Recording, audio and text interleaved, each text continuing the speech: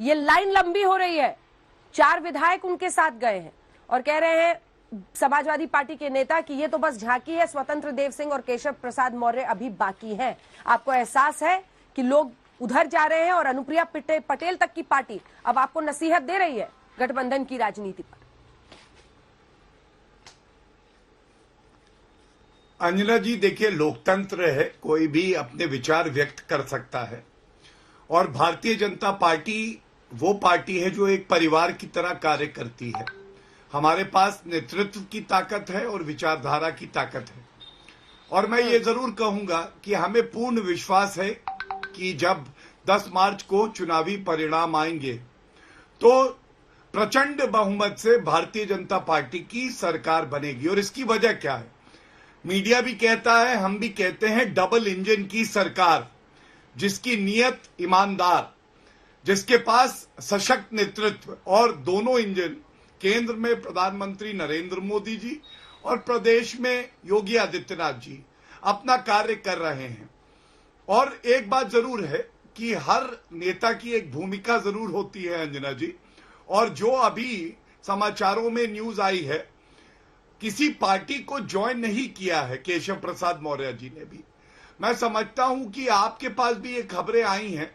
मैं आपको बताऊं, सपा से भाजपा में 1 जनवरी 2022 को नाम मत बोलिए, एसपी के उप मुख्यमंत्री का नाम ले रहे हैं आप।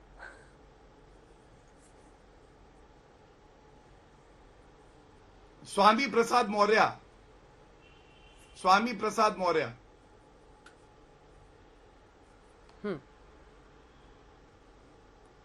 नहीं, आपने एक ट्वीट समाजवादी पार्टी का जो पढ़ा और उसके बाद मैं ये बात कह रहा हूं।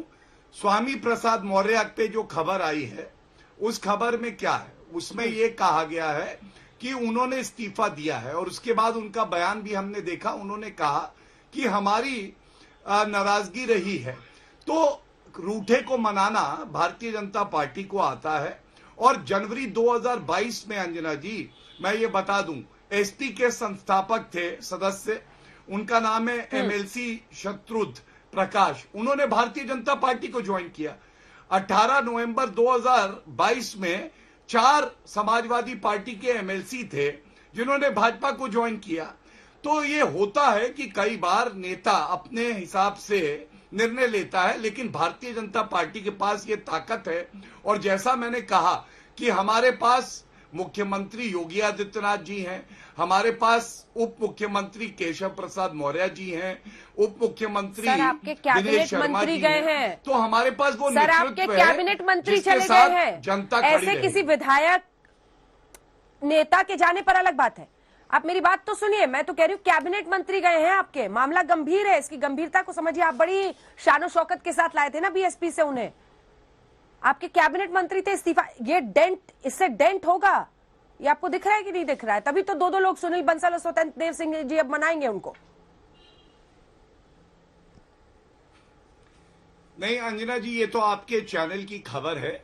हमें पूर्ण विश्वास है कि आप देखिए, जब से चुनाव का ऐलान हुआ, घोषणा हुई, सारी पार्टियों ने नुक्ताचीनी शुरू कर दी। समाजवादी पार्टी के मुखिया तो यहां तक बोल गए कि देखिए ये गलत हो रहा है, छोटी पार्टियों को नुकसान होगा।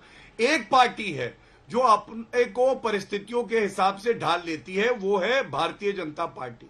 हमारी पार्टी ने जो कोविड की गाइडलाइंस है उसका पालन करते हुए अपनी नीतियों को जनता तक पहुंचाने का जो संकल्प उठाया है, वो आज भी दिख रहा है।